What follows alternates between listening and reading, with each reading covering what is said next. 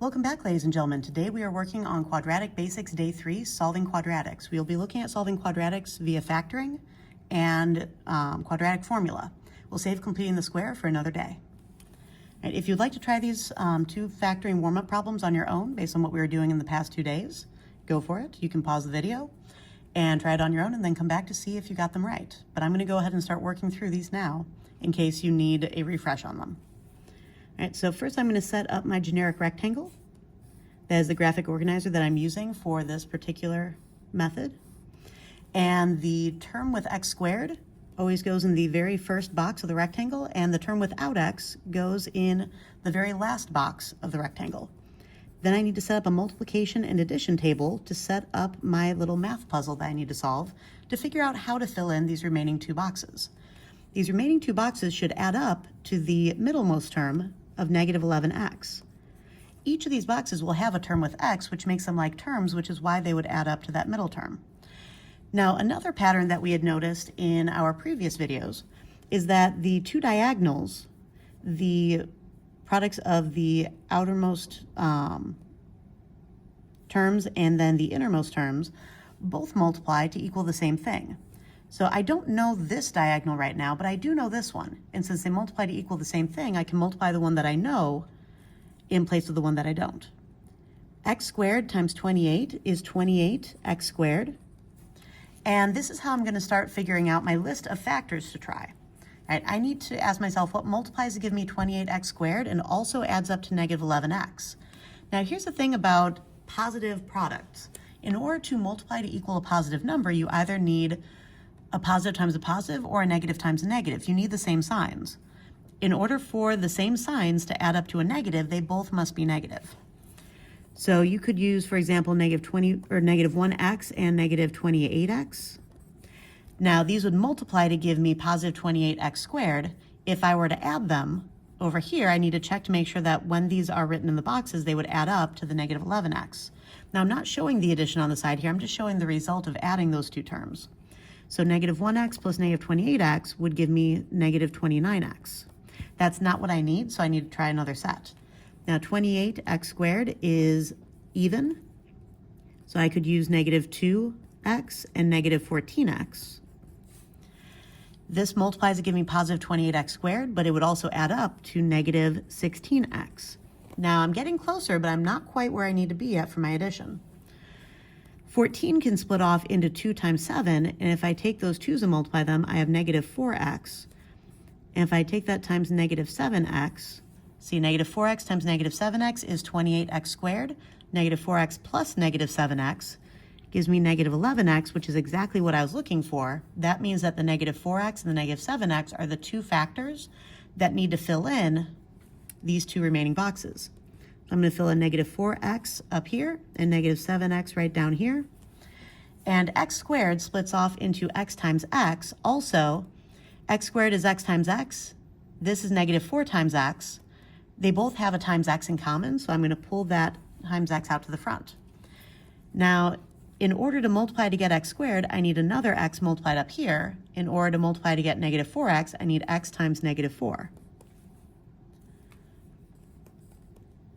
Now I can ask myself what times x gives me negative 7x. That would be negative 7.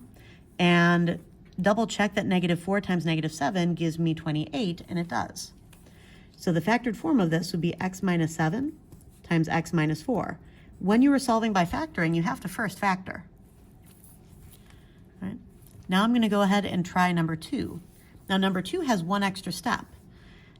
3, 18, and 21 can all be divided by 3.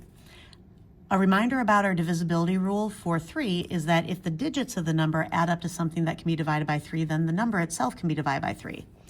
1 plus 8 is 9, which can be divided by 3, which means that 18 can be divided by 3. 2 plus 1 is 3, which obviously can be divided by itself, so 21 can be divided by 3. So I'm going to go ahead and factor that 3 out to the front. Now I'm dividing each of these terms by 3 to figure out what goes in my parentheses. So 3x squared divided by 3 just leaves me with 1x squared. I'm not going to write the 1, but I am writing the x squared. Negative 18x divided by 3 leaves me with negative 6x. And negative 21 divided by 3 leaves me with negative 7. Now it's the x squared minus 6x minus 7 that I'm actually trying to factor from here on out. So I'm going to go ahead and set up my rectangle just like I did previously. And I have my x squared term in the first box, my minus 7 at the end. And let me get some more lead out on my pencil here. And now I need to set up my multiplication and addition table to figure out what should go in these remaining two boxes. Now I know that they need to add up to my middle term of negative 6x because each of these terms are going to have an x with them. So they would combine as like terms to make up the middle term.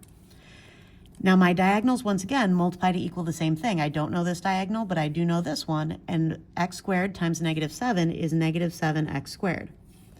Now I need the factors of negative 7x squared that multiply to give me this, and then add up to give me negative 6x. Now think about the signs of the numbers. In order to multiply to get a negative, I need a positive and a negative. I need different signs. And when you have different signs, when you add them, they act like subtraction. And in order for me to add numbers with different signs and get a negative, I need more negative than positive. All right, so I need, see, the only thing that multiplies to give me 7 is 1 and 7.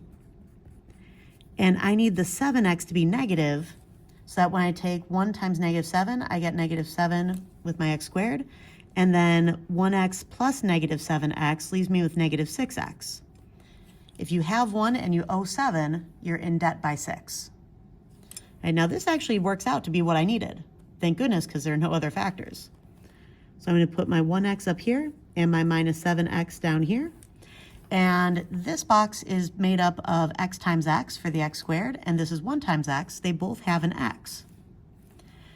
The remaining x from this box will go up here because I have x times x and negative 7 times x. The x is in common, and the negative 7 would go out here. This box has 1 times x. I've already pulled out the x, so all I have left is a 1 for up there. 1x and negative 7 don't have anything in common besides being able to be divided by 1. If they have nothing in common, you can always divide by 1 and keep things the same. Notice that the negative sign is next to the box that had the negative, and the positive one is next to a box that had a positive 1x. So overall, this factored form, this 3 from my beginning factorization, will be times the x minus 7, and then times the x plus 1. And that is my fully factored form for that original trinomial. All right, now let's get into solving. All right, so the first couple that I have here are already factored. And what we need to talk about is when you have two things set multiplied onto each other and then set equal to 0, the only way to multiply to equal 0 is to have one of your factors be 0. By that logic, either the x minus 6 parentheses have to be 0 or the x plus 5 parentheses have to be 0. They don't both have to be 0, but one or the other, which gives you options for solving, which means you have a range of solutions. So either the x minus 6 could equal 0, and then you would have basically 0 times some number equals 0. That would be true. Or the x plus 5 needs to be 0, which would leave you with a number times 0 to equal 0. And from here, we just do our algebraic solving. X is being subtracted by 6. To undo subtraction by 6, we do its opposite, which would be adding the 6. And you have to do that to both sides of the equal sign to keep it evenly weighted. That leaves you with x equals positive 6. The negative 6 plus 6 cancel to 0. X plus 0 is just x. 0 plus 6 left me with 6 on this side. All right. I need to subtract 5 from both sides over here to keep it balanced. And that means that x can be 6 or x can be negative 5. Another way to write this would be in set notation, and that's using a curly brace. And usually we write our lowest number first and then our highest number. This is not a point. This is actually x can be the following values. It could be negative 5 or it could be 6. We're listing out the possible solutions for the problem. All right, do not use parentheses for that. It would mean something completely different. You have to use the curly braces when you're using this notation. That indicates a list of potential values. All right, for number 2, we're going to do the same thing. Our first parentheses or our second need to be 0, which means you have the 2 options for how this could be solved.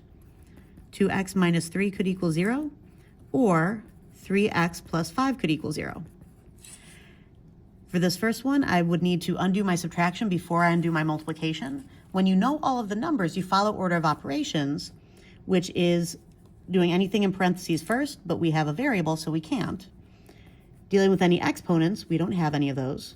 Then multiplication or division, whichever you read from first from left to right, and then addition or subtraction, again, whichever you read first from left to right. When you're solving and you're missing a number because you have a variable instead of all of your numbers, then you work backwards, which means we're undoing any addition or subtraction that is not currently trapped within parentheses. Because we've rewritten these as 2 separate equations, they're no longer in the parentheses. So I need to undo the subtraction that I see here first, and I use its opposite, which is right next to it, adding to both sides. This is just a little refresher on solving equations in case that has been a struggle. So we have 2x equals 3. And then I move up my list of operations. Now I see that attached to that x, I have multiplication. I'm going to use its opposite of division and divide what was multiplied. So x equals 3/2. I'm not even going to worry about turning this into a decimal. Honestly, in higher level math, once we reach a certain point, we don't even worry about dividing everything out. Improper fractions are more exact than some of the other forms, and frankly, you're less likely to make mistakes the less you mess with those numbers. All right, now for this one, on the same side as the x, I have multiplication and I have addition. The lowest order of operation is that addition, so I'm going to undo it by subtracting. So subtract 5 on both sides, leaves you with 3x equals -5. And then I have multiplication attached to my x, so undo multiplication with division. And x equals -5 divided by 3. That means that x could be anything from, it could be -5/3 or it could be 3/2. This is a set of solutions that we have for that particular problem. Now, not all quadratics come pre-factored, so we also need to be able to factor them, which is what we're going to be doing with these two. But once we get things factored, then we can basically continue on with what we were doing in 1 and 2. All right, so for number 3, I'm going to set up my rectangle, make it a little smaller than I was previously. And I have my x squared in my first box, I have my 15 in my second box, multiplication, addition table. So I need it to multiply to give me 15x squared, and I need it to add up to the 8x in the middle. And now I'm asking myself what multiplies to give me 15x squared and adds up to 8x. Instead of listing out every single factor, because I don't want this video to be too terribly long, I'm going to go ahead and start with the pair of factors that I see. So I could have 1 times 15, or I could have 3x times 5x. All right. Now you do need to know how to actually work through your factors. Notice that 1 plus 5 is 6, which is divisible by 3, so 15 is divisible by 3. Also, 15 ends in a 5, which means it is divisible by 5.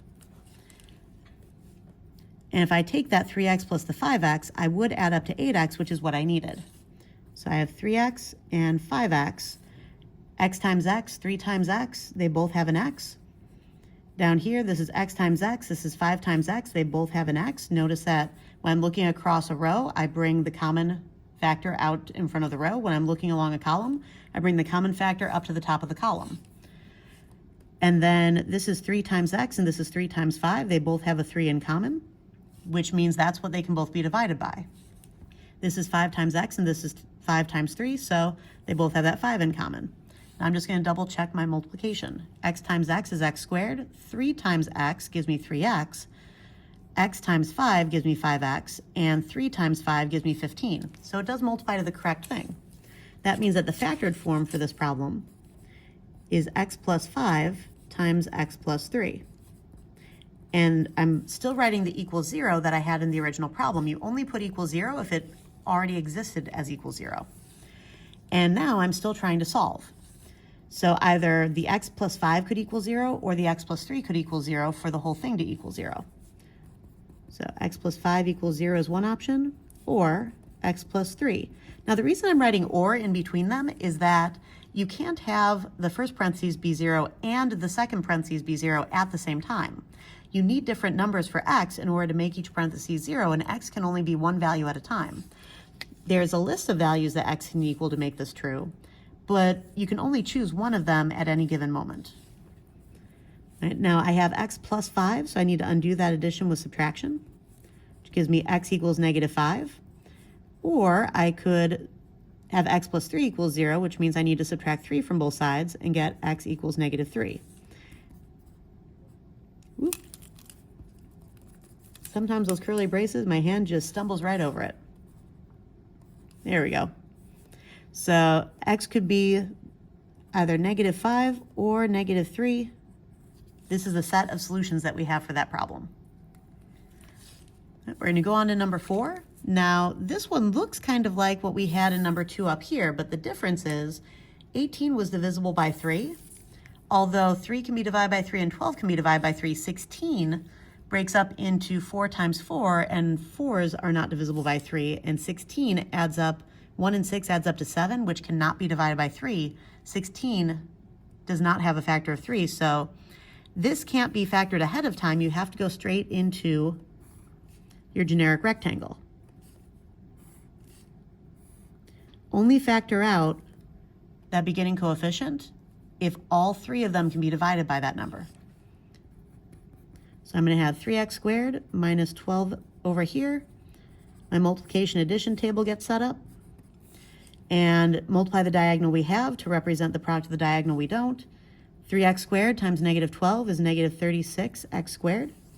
And it needs to add up to that -16x. Remember, the minus sign in front of the term is the sign on the term. It's just being used as an operation symbol until you break the terms apart.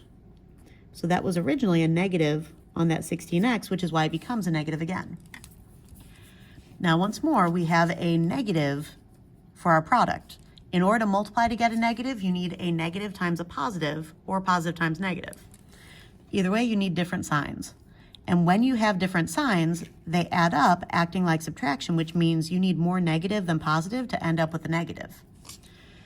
So when I'm writing these out, I could have 1x and -36x, for example. That gives me -35x when I add them up. Not what I needed, but just to give you an idea. Now, I'm thinking maybe 2x and -18x. When I have +2 plus -18, so you have $2 in your pocket, you owe someone $18, you could pay $2 of your debt, but that leaves you with a debt of 16, which is how I think through adding opposite signs. All right? Think in terms of money, and typically you'll get it right every time. I have yet to meet anyone who is teenage or beyond who can't figure out what someone owes them, how much they owe them, or debt that they repaid. Right? So these two factors are what go into your boxes. We have 2x and then -18x. And let's see, 3x squared and 2x. 3 and 2 can't really be divided by the same thing except for 1, but x squared is x times x, and this is 2 times x, so they do have an x in common at least. And in order to multiply to get 3x squared, I would need 3x still on top. And if you look at this, this is 3 times x, and this is like a -6 times 3 times x, so the 3 and the x carry up to the top. And both -18 and -12 can be divided by that -6. The negative sign goes out because it's next to a box with a negative. I don't need the x because it was already carried up to the top. 3x times -6 does give me -18x.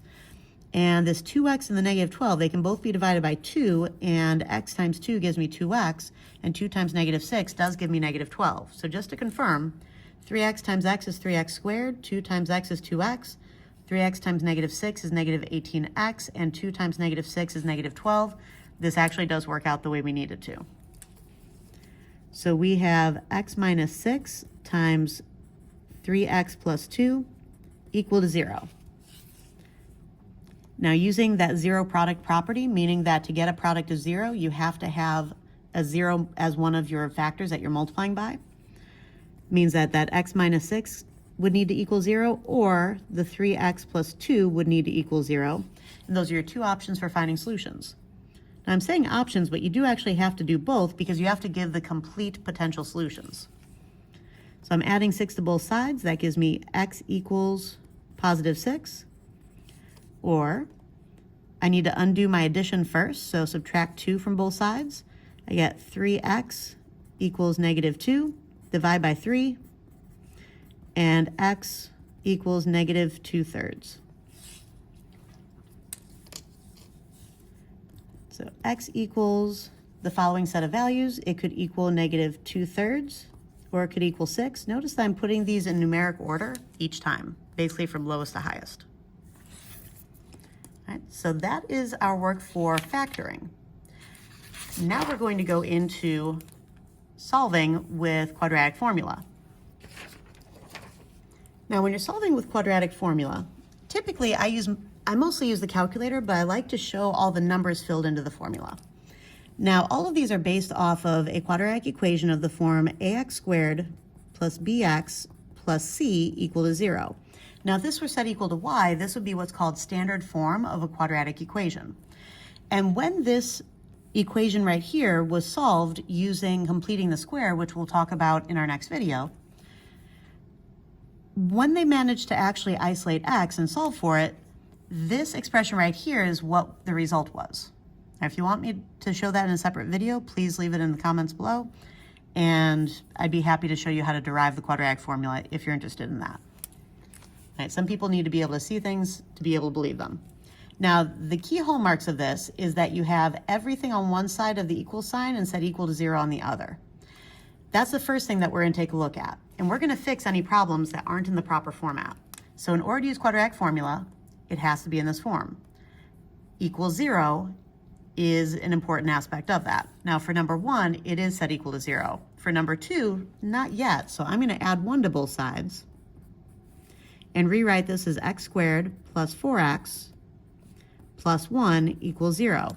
Note that I did not combine the 4x and the 1. The 4 has an x, the 1 does not. They are not like terms, so they get written next to each other because this counts up how many x's you have. This counts up how many non-x's you have. Number 3 is set equal to 0. Number 4 is not, so once again, I need to actually subtract 9 from both sides. And I have 2x squared plus 7x minus 9 equals 0. You don't just pick it up and move it, you actually have to do the algebraic steps to solve the equation to get 0 on this side. I do not know why my focus is doing that. Let me try moving this over here. All right, please lock in. All right, so the 9 minus 9 gives me the 0, and I need minus 9 on the other side in order to get this part to work. All right, so from here, now I like to identify the various numbers that represent the a, the b, and the c from the formula. Notice that whatever's multiplied in front of x squared is what represents a. Whatever is multiplied in front of x is what represents b, and whatever term does not have an x, that represents c when the equation is set equal to 0. Now, any variable that doesn't have a number written in front of it, we can write the number 1 because 1 times anything doesn't change the thing. So x squared is actually 1x squared. Same thing over here. This one already has numbers in front, and this one has numbers in front of each of them. So now that we have those numbers, I'm going to go ahead and start writing up my a, b, and my c. All right, so we have a equals, b equals, and c equals. I'm going to be doing all 4 of these examples kind of a bit at a time just to show you those steps on each of these problems to reinforce them.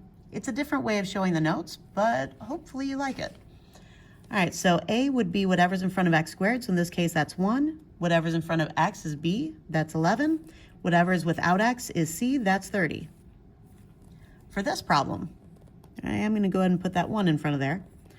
My a is, again, whatever is in front of x squared, which in this case is 1. Whatever is in front of x is b. Whatever is without x is c. And then down here, same sort of thing. So a, b, c. All right, whatever's in front of x squared, a. Whatever is in front of x, b. Whatever is without x, c. Now notice that this is a minus 7.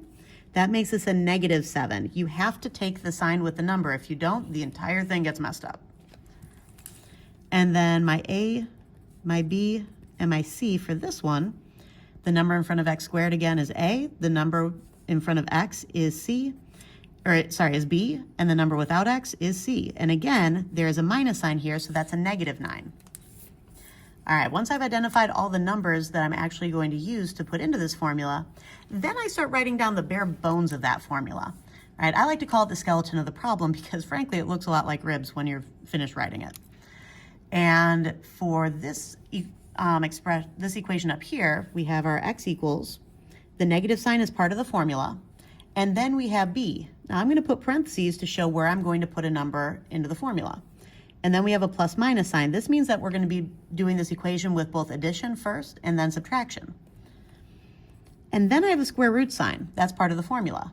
Whatever b is gets squared, and it's important to make sure that the sign of b gets squared as well, which is why you always have to have parentheses around the b before you square it. So notice I have parentheses and the squared is going outside of those parentheses, because if b is negative, I need a negative times a negative, which only happens when I put parentheses around it. If I have a positive b, then it doesn't really matter, and positive times positive just gives you positive regardless, but anytime you have a negative b, it does matter, so I just always write the parentheses to make sure that I don't mess up my problem by accident.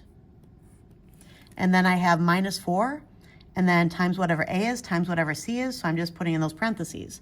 Now the entire numerator gets divided by 2 times whatever a happens to be. So notice that the negative sign in the front is always there, the plus minus sign is always there, the square root is always there. Our first term is always squared, we always have -4 times 2 other numbers, and then it's all divided by 2 times a final value. Where the parentheses are, the numbers are changing. The ones that are already locked into the formula are always there. And I'm just going to go ahead and write this out for each of these problems to save us a little bit of time.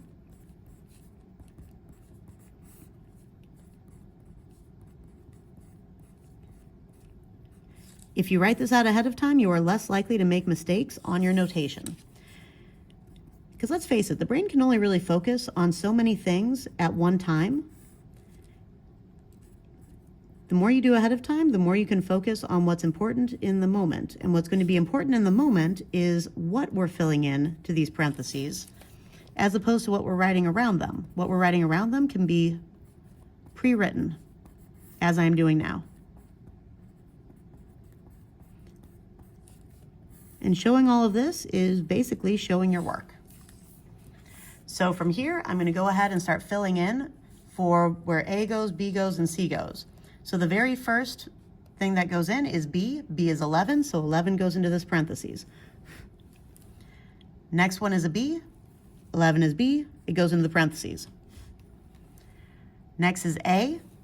A is 1. I'm going to fill that in. There's also an A down below. I'm going to fill that in as well. And then C is at the very end, so I'm going to put 30 at the very end. And then from there, here's where my calculator comes in.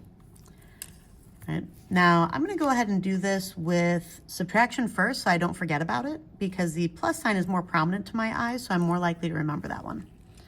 And first I'm going to set up my fraction, and this needs to be a negative sign. There's a difference in the calculator between the minus sign and the negative sign. The negative sign is right here in parentheses. The minus sign is above the subtraction symbol. All right. The calculator treats a negative as part of the number. It treats subtraction as an operation to be done, which requires a number in front of it and a number behind it. We're starting the numerator. If you try to use a minus sign instead of a negative sign, it's going to give you an error message. So please be very careful with how you actually type this in. So I'm going to have my negative sign and then parentheses 11. I always type it in exactly as it appears on the paper, because if you do that, you are far less likely to drop parentheses that are actually necessary. If you try to take shortcuts, that's when people start making mistakes and you get mixed results. I'm going to go ahead and type in minus, and I just want to show you the visual difference between a negative sign and a minus sign. The negative sign is shorter and it appears above the halfway mark with where the numbers are written. The minus sign is longer and appears directly in the middle here. All right, so this should be a negative, this should be a minus, and then we need our square root, so second x squared to get our square root, parentheses 11 squared, minus 4, so minus 4 times 1 times 30. All right, so note we have negative sign, then a minus sign in front of that 4. and then 2 times 1. Hit enter. We have, I'm going to write this in set notation. So x could be -6, or it could be, I'm just going to go back up here, hit enter. That re-enters it for me. And I'm going to go back to where the minus sign is. I just have it blinking on there. I'm not going to hit delete or clear or anything like that. I'm just going to, while it's blinking on there, hit the plus sign, and it's going to overwrite that minus sign with the plus sign. Hit enter, and you get -5. Those are my 2 solutions. I'm done with that problem. All right, for this one, same sort of thing. The first numbers I'm putting in are the b's. So that would be 4 here and 4 here. Next, I have an A next to the 4 and an A next to the 2, so those would be 1s. I have a C next to the A, and C is also 1. And then I'm going to type this in. I'm going to start typing a little bit faster. So negative parentheses 4 minus my square root, 4 squared in parentheses minus 4 times 1 for 2 times 1. And I get -3.73 approximately.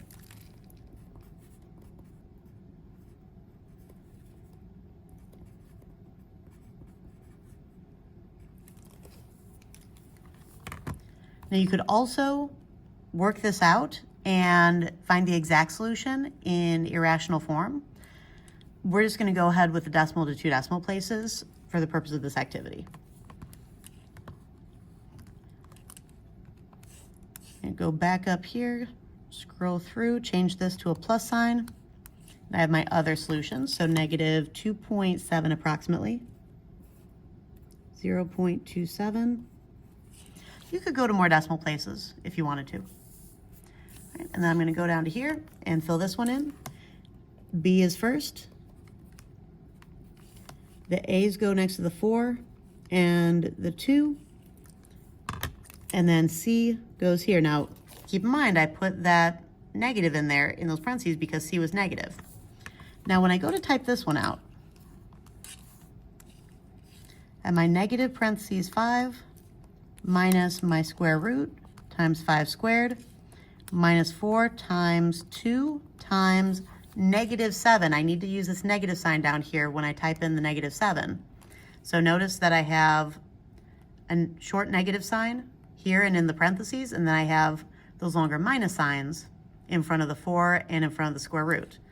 These are always going to be minus. Anything that you're putting in the parentheses are going to be negatives. Then 2 times 2, oops. And I have -7/2. Now, anytime you're getting an integer or a mixed number or an improper fraction, that means that this could have been something that could be solved by factoring.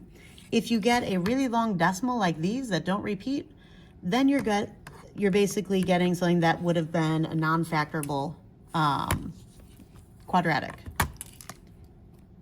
So we have -7/2, and then I'm going to skip up here, change this to addition, then I have 1, and we have one more problem to finish up. All right, so remember, the B's were starting it off, and that's why I'm starting off with 7s, because those are my B's. Oop, there we go. And then I have my A's next to the 4 and the 2, and A was 2, and C at the end here, and C was -9, so I'm going to put -9, and then I just fill that into my calculator. If you would like a lesson on solving these exactly with the irrational values and simplifying them, please let me know in the comments.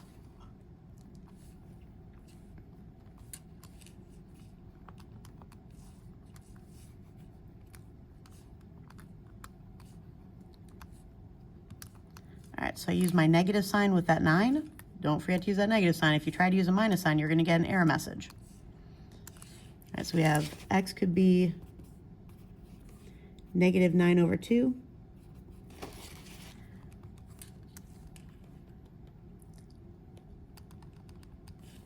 switch to plus. It could also be positive 1. All right, and that's it for our lesson. I'll see you in class.